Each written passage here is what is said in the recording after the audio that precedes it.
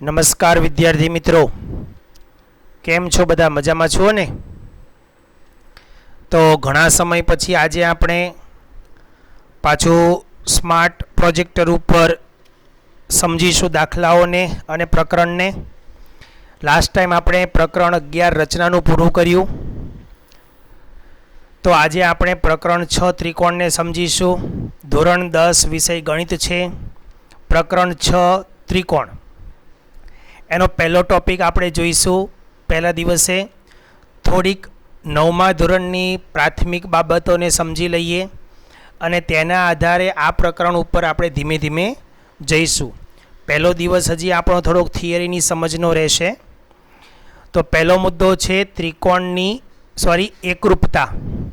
મિત્રો ધ્યાન આપજો, અહીંયા એકરૂપતા એટલે શું? તો કે એકરૂપતા માટે તમે ધોરણ 9ની અંદર સમજી ગયા છો કે બે કે તેથી વધુ આકૃતિઓના આકાર અને કદ બંને સમાન હોય તો તે આકૃતિઓને એકરૂપતા કહે છે. તો તે આકૃતિઓ વચ્ચે એકરૂપતાનો સંબંધ છે તેમ કહી શકાય. બરાબર? તો મિત્રો આ વસ્તુ ખાસ સમજી લેવાની છે કે બે આકૃતિઓના એક તો આકાર, બરાબર, અને કદ, આકાર અને કદ બંને સરખા હોવા જરૂરી છે. આકાર અને કદ. તો એકરૂપતા માટે બે શબ્દ જરૂરી છે, આકાર અને કદ બંને પાછા સમાન જરૂરી છે. તો એ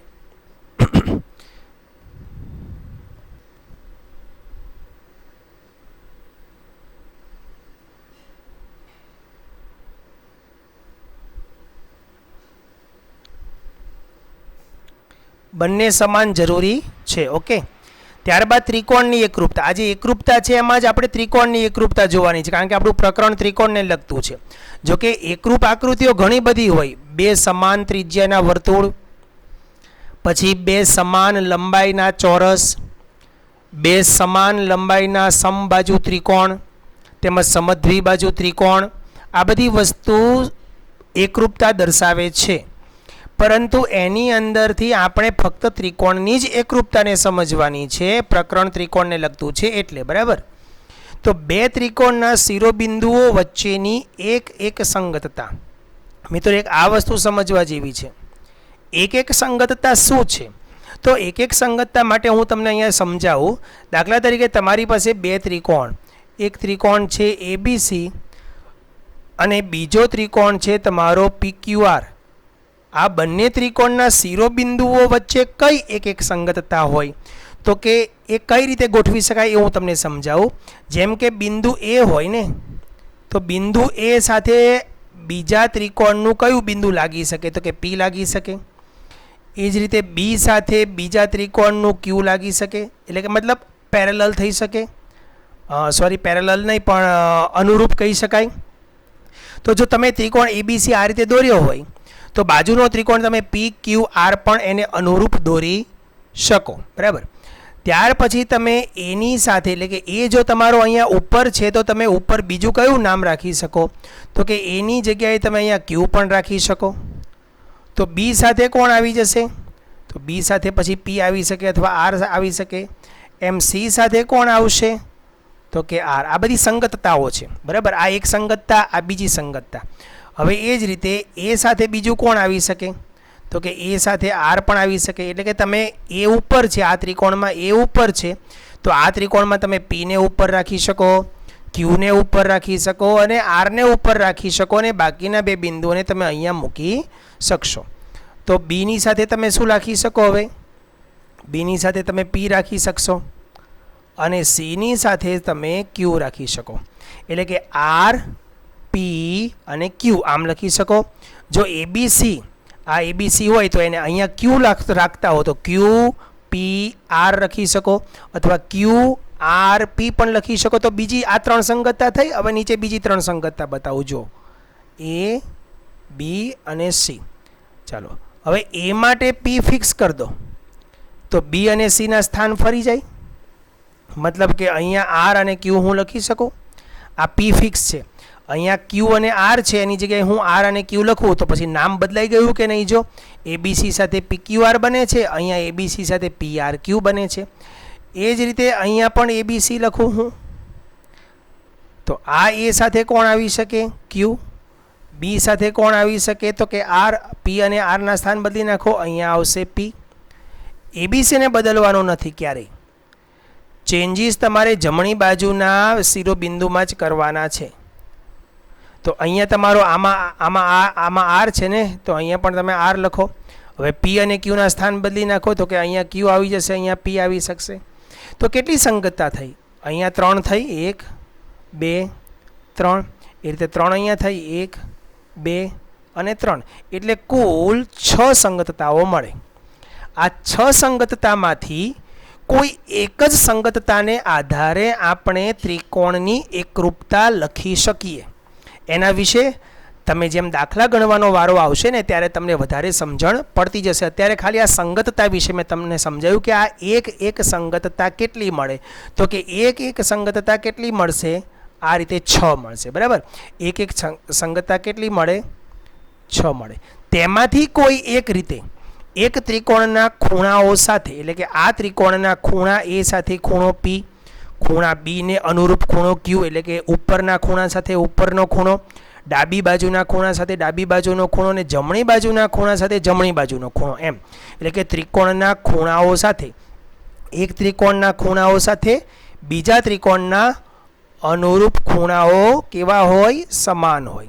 એટલે આ ખૂણો એ આકૃતિમાં જોજો. હવે આકૃતિમાં ખૂણો એ જો 30 અંશનો હોય તો આ પણ ખૂણો 30 અંશનો જ હોવો જોઈએ.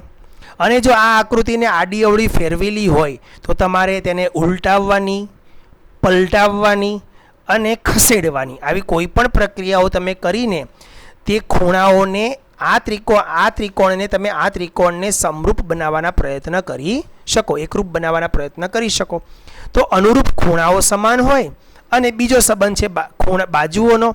એક ત્રિકોણની બાજુઓ, એટલે કે આ ત્રિકોણની બાજુઓ સાથે બીજા ત્રિકોણની અનુરૂપ બાજુઓ પણ કેવી હોવી જોઈએ? સમાન હોવી જોઈએ. મતલબ આનું માપ 2 હોય તો અહીંયા 2 જ હોવા જોઈએ. આ ખૂણો તમારો 50 અંશનો હોય, 70 લખીએ ચાલો. આ ખૂણો તમારો 70 અંશનો હોય તો આ બાજુનો ખૂણો પણ તમારો 70 હોવો જોઈએ. 70 ને 50, સોરી 50 ને 30, 70 અને 30 100 થઈ ગયા. તો આ ખૂણો તમારો 80નો થાય. તો આ પણ ખૂણો તમારો 80નો થતો. આ 2 થયો તો આ 2 હોય. આ 3 હોય તો અહીંયા 3 હોય. આ 4 હોય તો અહીંયા 4 હોવા જોઈએ. એટલે અનુરૂપ બાજુઓ પણ કેવી હોવી જોઈએ? સમાન. ને અનુરૂપ ખૂણાઓ પણ સમાન હોવા જોઈએ. તો તે 2 ત્રિકોણ એકરૂપ ત્રિકોણો છે તેમ કહેવાય. તો આગળ વધીએ. એની બાબતો નીચે દર્શાવી છે, જુઓ આકૃતિ આધારિત. ખૂણો એ જે એટલો જ ખૂણો પી છે. ખૂણો એ એકરૂપ ખૂણો પી, ખૂણો બી એકરૂપ ખૂણો સી, ડાબા સાથે ડાબો. ખૂણો સી જમણી બાજુ છે તો આ બાજુ જમણી બાજુનો આર, એટલે કે અનુરૂપ ખૂણાઓ સમાન હોય. જે અહીંયા મુદ્દો આવ્યો છે ને વ્યાખ્યાની અંદર, જો અનુરૂપ ખૂણાઓ સમાન હોય, અનુરૂપ ખૂણાઓ સમાન હોય. ત્યારબાદ બાજુઓ, તો કે એ બી 2 છે તો પીક્યુ પણ 2, તો એ બી બરાબર પીક્યુ, બીસી બરાબર ક્યુઆર 3 બરાબર 3 અને એસી બરાબર પીઆર 4 બરાબર 4. એટલે કે તમે એનો ગુણોત્તર શોધો ને, એ બી અને પીક્યુ 2 અને 2 છે તો 2 અને 2 નો ગુણોત્તર એ બીના છેદમાં આ પીક્યુને તમે નીચે લાવો, આ પીક્યુને તમે નીચે લાવો તો અહીં શું વધે? 1. આવું આપણે પ્રકરણ 3ની અંદર સમજ્યા હતા, ક્રેમરની રીતની સમજણ આપતો હતો ને ત્યારે. ત્યારબાદ બીસીના છેદમાં ક્યુઆર ઇઝ ઇક્વલ ટુ 1, એસીના છેદમાં પીઆર ઇઝ ઇક્વલ ટુ 1. એનો મતલબ એવો થાય છે કે અહીંયા તમારા જે ગુણોત્તરો છે એ હંમેશા સમાન થવા જોઈએ. ઓકે, તો જે ગુણોત્તરો છે એ સમાન નહીં, એક થવા જોઈએ. સમાન નહીં, એક થવા જોઈએ. જ્યારે ગુણોત્તરો એક થાય ને, અનુરૂપ બાજુઓનો ગુણોત્તર 1 થાય તો જ તે બાજુઓ સમાન છે તેમ કહી શકાય. તો ત્રિકોણની એકરૂપતા માટે ખૂણાઓ સમાન જોઈએ અને બાજુઓ પણ સમાન હોવી જરૂરી છે. આ પોઈન્ટ આપણે 9મા ધોરણની અંદર સમજી ગયા હતા. એમાં ત્રિકોણની એકરૂપતા સમજતા હતા. આજે આપણે ત્રિકોણની સમરૂપતા સમજવાની છે. પણ ત્રિકોણની એકરૂપતા અને ત્રિકોણની સમરૂપતાની અંદર મિત્રો એના જે ગુણધર્મો છે કે પછી એની જે સંગતતાઓ છે એની અંદર બહુ મોટો ફેર પડતો નથી. બરાબર. જે પેલી 5 શરતો હતી ને બા બા બા બા ખુ વાળી જેવી 5 શરતો હતી એ શરત સમરૂપતામાં પણ લાગુ પડી જ શકે. ઓકે, તો આગળ વધીએ. સમરૂપતા. બે કે તેથી વધુ આકૃતિઓના આકાર સમાન, ધ્યાન આપજો મિત્રો, આકાર સમાન હોય પરંતુ કદ સમાન હોવા જરૂરી નથી. હોય તો ચાલે પણ ન હોય તો પણ ચાલે. કદ સમાન હોવા જરૂરી નથી. એટલે એક ત્રિકોણ નાનો અને એક ત્રિકોણ મોટો હોય તો ચાલે. બે ટ્વિન્સ ભાઈઓ જોઈ લો, જોડિયા ભાઈઓ. તમે એવું ક્યારેય પણ અનુભવ્યું હશે કે એ બંને ભાઈઓ જોડકા ભાઈઓ હોય તો એને ઓળખવામાં એના મમ્મી પપ્પા સરળતાથી બંનેને ઓળખી શકે છે. અને આપણે પહેલી વખત જોઈએ છે ત્યારે આપણે એને ઓળખવામાં ક્યારેક થાપ ખાઈ જઈએ છીએ. પરંતુ છતાંય તે તેમના આકાર અને કદ, આકાર કદાચ ચહેરાના સમાન હશે પરંતુ કદમાં થોડો ઘણો તફાવત હોય એને કારણે પછીથી આપણે તેમને ઓળખતા પણ થઈ જઈએ છીએ. બસ એવું જ આ સમરૂપતામાં છે. તો અલગ અલગ ત્રિજ્યાના બધા વર્તુળો સમરૂપ છે. એટલે કે એક વર્તુળ હું નાનું દોરું અને બીજું વર્તુળ હું મોટું દોરું તો બંને વર્તુળો સમરૂપ છે. બધા ચોરસ સમરૂપ છે. એવી રીતે નાના મોટી સાઇઝના ચોરસ પણ સમરૂપ છે. બધા સમબાજુ ત્રિકોણો પણ સમરૂપ છે. નાની મોટી સાઇઝના સમબાજુ ત્રિકોણો પણ સમરૂપ હોઈ શકે. હવે એમાંથી આપણે લેવાનું છે ફક્ત ત્રિકોણની સમરૂપતા. ઉપરનું જે વિધાન જોયું ને ત્રિકોણની એકરૂપતા, આની અંદર ખાલી આટલો ડિફરન્ટ છે, અનુરૂપ ખૂણાઓ સમાન. અહીં સુધીનું.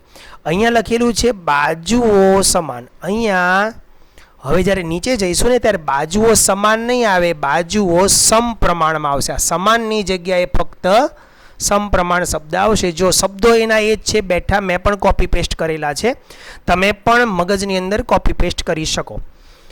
બે ત્રિકોણના શિરોબિંદુઓ વચ્ચેની એક સંગતતા માટે સેમ ઉપરના વાક્યોને તમે જોશો તો તમને ખ્યાલ આવી જશે. એક ત્રિકોણના ખૂણાઓ સાથે બીજા ત્રિકોણના અનુરૂપ ખૂણાઓ સમાન. જો અનુરૂપ ખૂણા સમાન, પેલામાં પણ અનુરૂપ ખૂણા સમાન જ હતા. અને એક ત્રિકોણની બાજુઓ સાથે બીજા ત્રિકોણની અનુરૂપ બાજુઓ. હવે એકરૂપતાની અંદર સમાન શબ્દ લખેલો છે. આની આગળની જે વ્યાખ્યા છે ને એકરૂપતા, અહીંયા જોજો આ સમપ્રમાણ છે, બતાવું છું. સમપ્રમાણ અને અહીંયા સમાન, આ સમાન શબ્દ છે. અહીંયા સમપ્રમાણ. સમપ્રમાણનો મતલબ થાય ગુણોત્તર સમાન.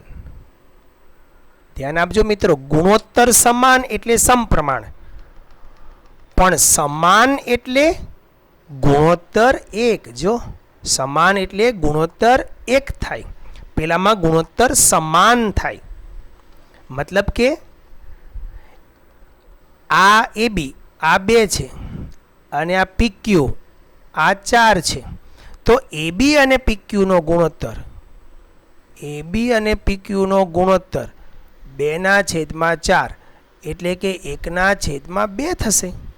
તો એ જ રીતે હવે આ 3 છે તો આ 6 હશે. તો BC/QR is equal to 3/6 is equal to પણ 1/2.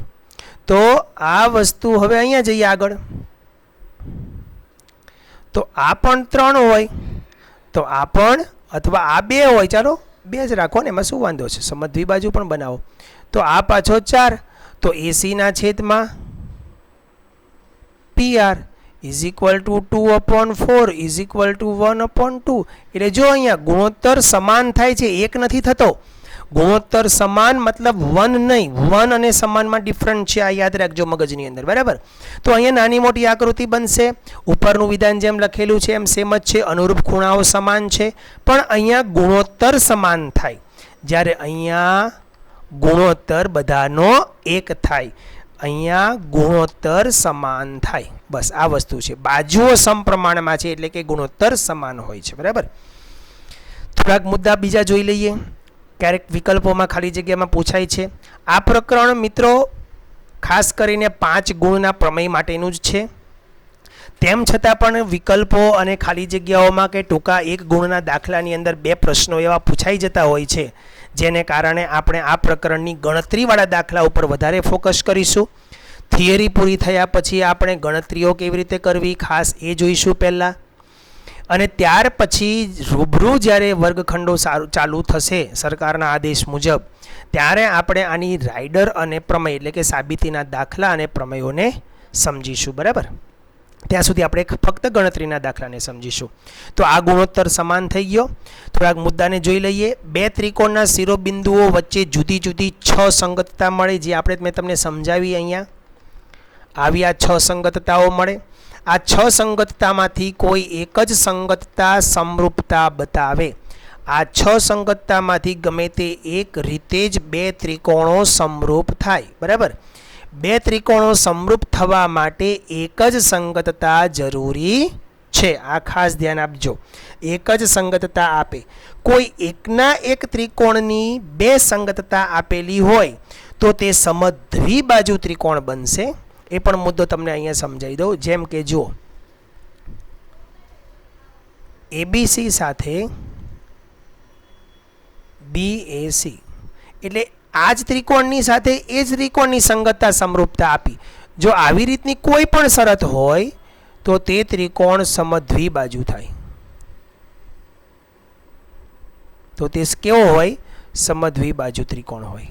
તો ત્રિકોણ એબીસીનો પ્રકાર પૂછે તો સમદ્વિબાજુ લખવાનું. અને જો એબીસી આ જૂના અભ્યાસક્રમમાં આવતું હતું પણ અહીંયા યાદ આવ્યું એટલે હું તમને લખી આપું છું. એબીસી સાથે બીએસી સંગતતા સમરૂપતા હોય અને એબીસી સાથે જ સીબીએ પણ હોય. આવી એકના એક ત્રિકોણની સમજો અહીંયા એબીસી છે ને અહીંયા એબીસી જ છે, ખાલી ક્રમ ફેરવેલો છે શિરોબિંદુઓનો. કારણ કે ત્રિકોણ એબીસી સાથે બીજા એ જ ત્રિકોણ એબીસીને તમે 6 રીતે લખી શકો, જે ઉપર તમને સંગતતાઓ બતાવી તેમ. તો આવી રીતે જો બે સંગતતા એકના એક ત્રિકોણની હોય તો તે ત્રિકોણ સમબાજુ ત્રિકોણ થાય. બરાબર, આની બાબતો જો સમજવી હશે તો તમને ખ્યાલ આવી જશે. જો બતાવું, આ એબી છે તો ઇઝ ઇક્વલ ટુ બીએ થઈ જાય, અથવા એબીના છેદમાં બીએ થાય.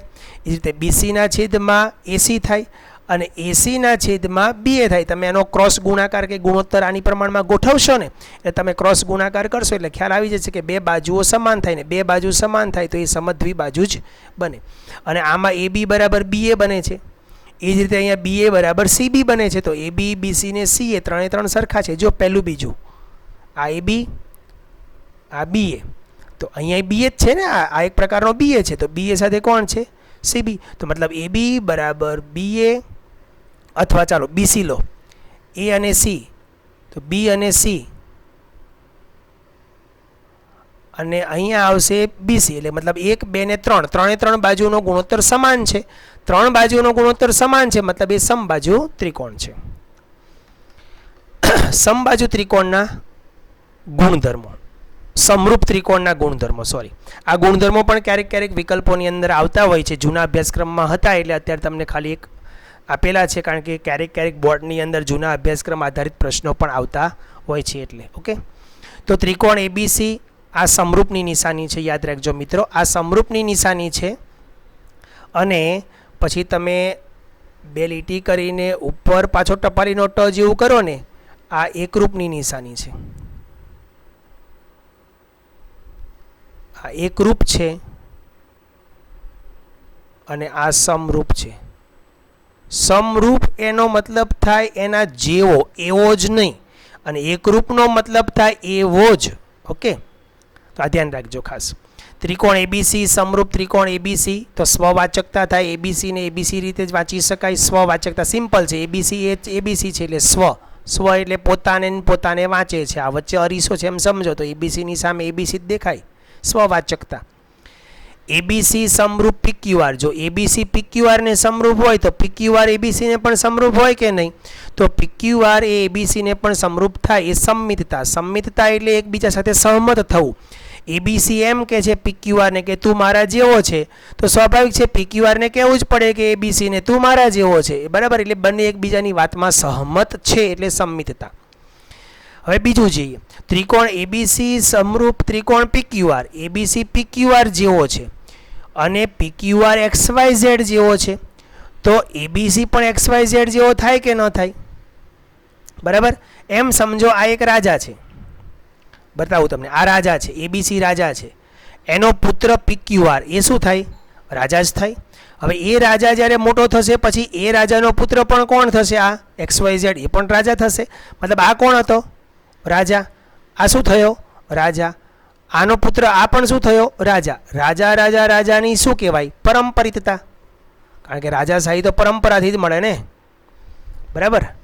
એટલે આ પરંપરિતતા કહેવાય. એટલે અહીંયા નામ પડી ગયું પરંપરિતતા. તો એબીસી પીક્યુઆરને સમરૂપ હોય, પીક્યુઆર XYZ ને સમરૂપ હોય, તો આ પહેલો એ ત્રીજા સાથે સમરૂપ હોય, એટલે કે એબીસી XYZ સાથે સમરૂપ હોય. એ એક પરંપરિતતાનો નિયમ છે. નામ યાદ રાખજો: સ્વવાચકતા, સંમિતતા અને પરંપરિતતા.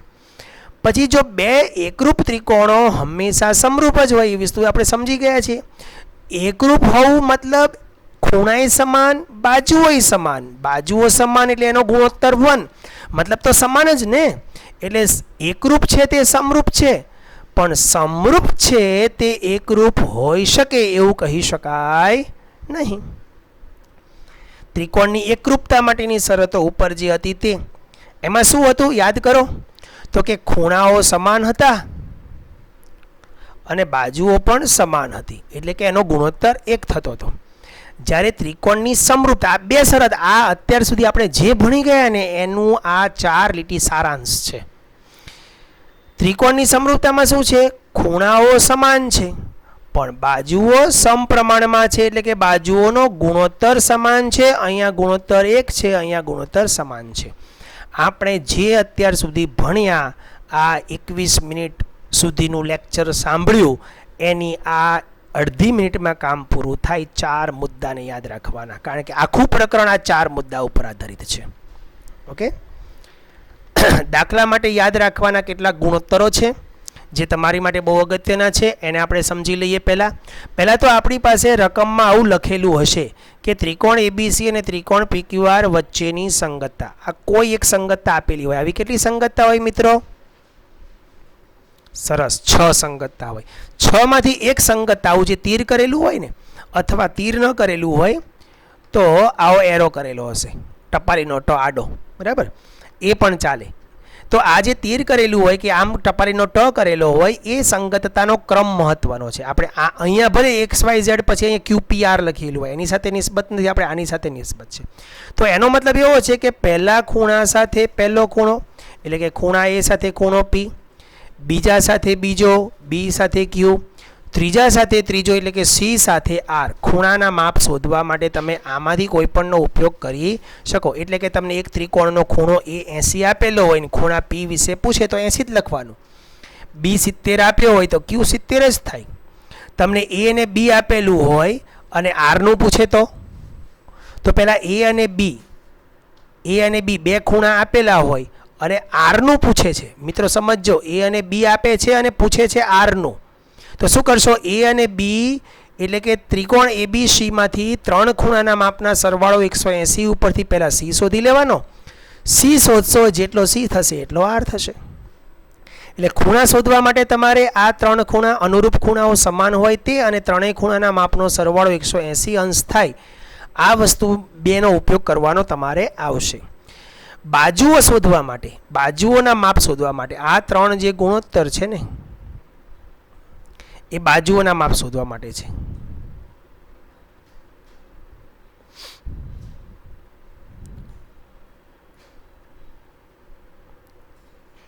બાજુઓના માપ શોધવા માટે તેમજ પરિમિતિ,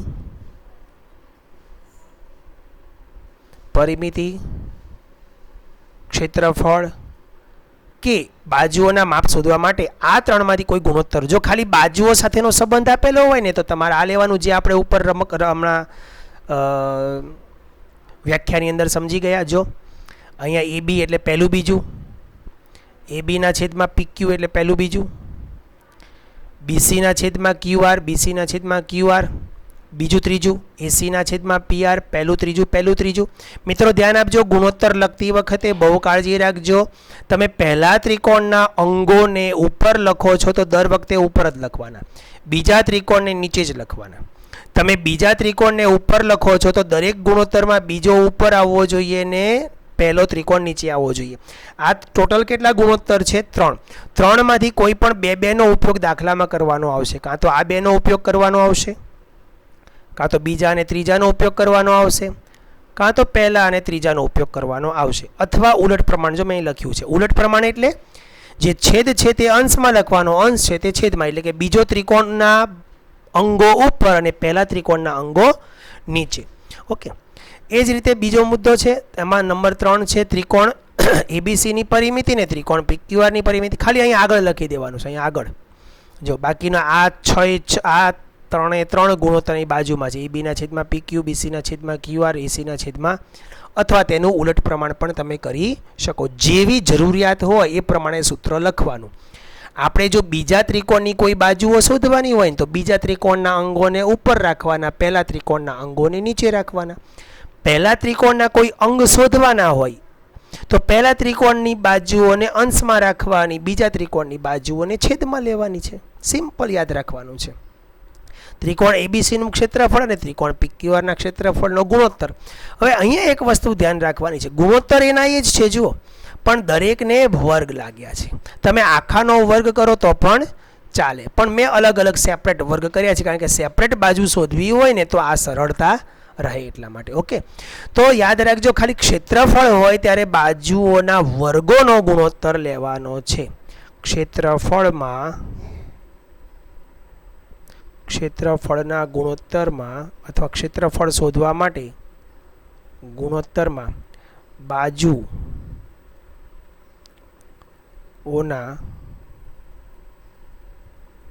વર્ગોનો ગુણોત્તર લેવાનો છે.